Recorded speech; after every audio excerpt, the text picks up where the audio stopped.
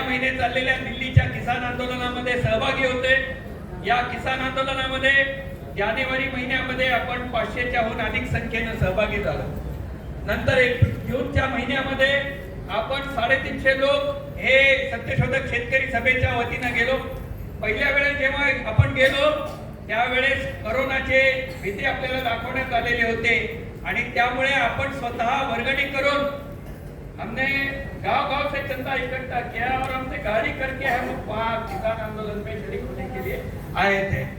तर कोणाच्याही शेठ सावकारांच्या किंवा कंपनीवाल्यांच्या नाही, तर आपल्या खिशातनं आपल्या घामाचे पैसे आपण खर्च करून आपण दिल्लीच्या किसान आंदोलनामध्ये सहभागी झालो होतो आणि त्या ठिकाणी आपण आपली भूमिका मांडलेली होती। आणि त्या ठिकाणी गाझीपूर बॉर्डर, सिंगो बॉर्डर या बॉर्डरवरचे आपल्याला माननीय राकेशजी टिकेत साहेब भेटले, माननीय युद्धवीर सिंह आपल्याला भेटले।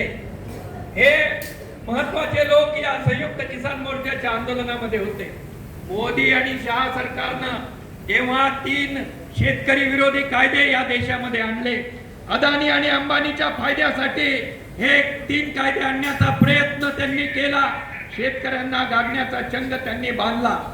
म्हणजे फूड कॉर्पोरेशन ऑफ इंडिया असो किंवा इतर सर्व शासकीय व्यवस्था असो, हे मोडकळीस आणून अदानीच्या हिस्सारमध्ये असलेल्या गोडाऊन मध्ये माल भरती करण्यासाठी भारतातले 3ही कायदे, शेतकऱ्यांच्या बाजूचे असलेले कायदे हे मोडण्याचा चंग मोदी शहाने बांधलेला होता।